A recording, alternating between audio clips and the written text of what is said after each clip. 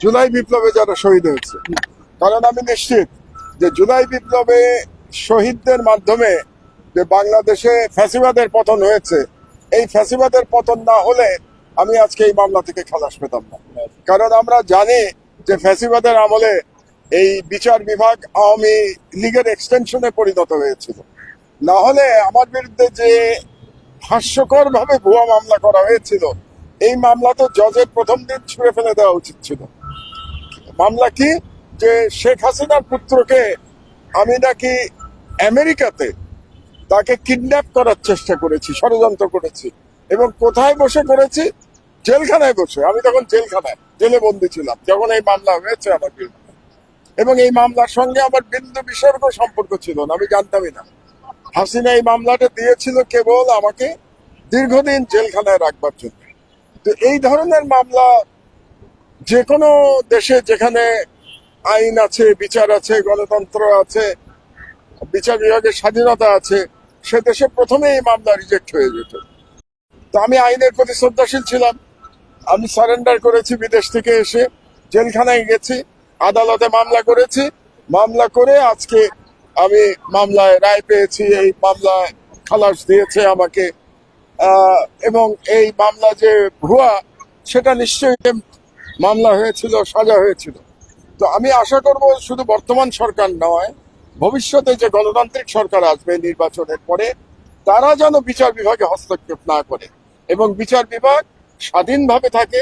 এখানে যারা জজ নিয়োগ পাবেন, তাদেরকে যেন স্বচ্ছ প্রক্রিয়ার মাধ্যমে নিয়োগ দেওয়া হয়। এটাই আমার স্বাধীন বাংলাদেশের প্রত্যাশা।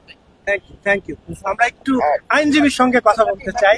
তানভীর ভাই, আমরা দেখেছি যে আইনি লড়াইটা আদালতে আপনি লড়েছেন এবং সেখানে আপনি বলবার চেষ্টা করেছেন যে যে বিচারক রায় দিয়েছিলেন সিএমএম কোর্টে, সেই বিচারক কতটা বায়াসড ছিলেন। সব মিলিয়ে কি বলবেন আজকের এই রায়কে? প্রথমেই বলতে চাই যে একটি ফ্যাসিস্ট রাষ্ট্র ব্যবস্থায় আমরা কেউই যে সেফ না, এবং একটা ফ্যাসিস্ট রাষ্ট্র ব্যবস্থা কিভাবে আইনকে ব্যবহার করে, আদালতকে ব্যবহার করে তার সম্মানিত নাগরিকদের হেনস্থা করার জন্য, জেলে ভরে রাখার জন্য চেষ্টা করে, তার একটা নিকৃষ্ট উদাহরণ হচ্ছে এই মামলা। এই মামলার ঘটনায় সত্যের বিন্দুমাত্র কিছু ছিল না, সাক্ষী ছিল না, কোনো এভিডেন্স ছিল না। আইনেরও তোয়াক্কা করতে হয় নাই। আইনের তোয়াক্কা না করে, এভিডেন্স ছাড়া একজন মানুষকে যে সাজা দেয়া যায়, একজন রেসপেক্টেড সিটিজেনকে যে সাজা দেয়া যায়, তার উদাহরণ আমরা এই মামলাতে দেখেছি। এজন্য আমরা আদালতে বলেছিলাম যে যারা এই মামলার সাথে জড়িত, যারা এই মামলা করা থেকে শুরু করে মামলার সাজা দেয়া পর্যন্ত যারা জড়িত আছেন, তাদেরকে বলতে হবে যে কি চাপে পড়ে তারা এই ধরনের বেআইনি একটা রায় দিয়েছিলেন। এবং আমরা এটাও বলেছিলাম যে তাদের প্রত্যেককে আইনের আওতায় আনা উচিত। এটা যদি আইনের আওতায় যদি আজকে দৈনিক আমার দেশ পত্রিকার সম্পাদক মাহমুদুর রহমান সাহেবকেই খালাস দিলেন, বাকিদের কি অবস্থা বা তাদের আইনি প্রক্রিয়াটা কি আসবে? মাহমুদুর রহমান সাহেব তো উনি দেশে এসেছেন, উনি জেলখানায় গিয়েছেন সাজা খাটার জন্য, আপিল করেছেন, আপিলে জামিনে মুক্ত ছিলেন এতদিন। যেহেতু ওনার আপিলটা সর্বপ্রথম করা হয়েছে, সেই জন্য ওনার আপিলটাই সর্বপ্রথম শুনানি হয়েছে।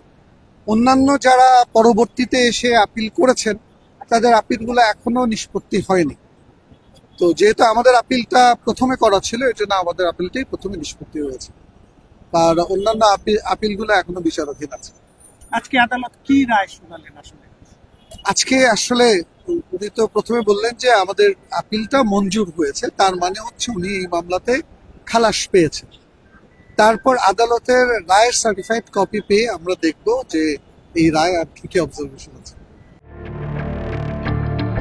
পতিত স্বৈরাশাসক শেখ হাসিনার ছেলে সজীব ওয়াজেদ জয়কে অপহরণ ও হত্যার ষড়যন্ত্রের মামলায় খালাস পেলেন দৈনিক আমার দেশ পত্রিকার সম্পাদক মাহমুদুর রহমান। সোমবার দুপুরে ঢাকার চতুর্থ অতিরিক্ত মহানগর দায়রা জজ মোহাম্মদ ইব্রাহিম মিয়ার আদালত এই রায় ঘোষণা করেন। এর আগে গত 24 জানুয়ারি একই আদালত রায় ঘোষণার এ তারিখ ঠিক করেন। এ মামলায় গত বছরের 29 সেপ্টেম্বর ঢাকার অতিরিক্ত চিফ মেট্রোপলিটন ম্যাজিস্ট্রেট মাহবুবুল হকের আদালতে আত্মসমর্পণ করে আপিলের শর্তে জামিন আবেদন করেন মাহমুদুর রহমান। আদালত জামিনের আবেদন নামঞ্জুর করে তাকে কারাগারে পাঠান। তবে মহানগর দায়রা জজ আদালত থেকে জামিন পান তিনি। 2023 সালের 17 আগস্ট ঢাকার তৎকালীন অতিরিক্ত chief metropolitan magistrate Asaduzzaman Noor এ মামলার রায় দেন। সাংবাদিক শফিক রেহমান, দৈনিক আমার দেশ পত্রিকার সম্পাদক মাহমুদুর রহমান, মিজানুর রহমান ভূঁইয়া সহ 5 জনকে 7 বছরের কারাদণ্ড দেন। মামলার অভিযোগ থেকে জানা যায় 2011 সালের সেপ্টেম্বরের আগে যে কোনো সময় বাংলাদেশ জাতীয়বাদী সামাজিক সাংস্কৃতিক সংস্থা জাসাসের সভাপতি মোহাম্মদুল্লাহ মামুন সহ বিএনপি ও দলটির জোটভুক্ত অন্যান্য নেতারা জয়কে যুক্তরাষ্ট্রে অপহরণ করে হত্যার ষড়যন্ত্র করেন। ওই ঘটনায় গোয়েন্দা পুলিশের পরিদর্শক ফজলুর রহমান 2015 সালের 3 আগস্ট বাদী হয়ে পল্টন মডেল থানায় অপহরণের মামলাটি করেন। 2018 সালের 19 ফেব্রুয়ারি ওই 5 জনের বিরুদ্ধে আদালতে অভিযোগপত্র দেয় পুলিশ। মাহবুবুর রহমান, ইমন, আমার দেশ।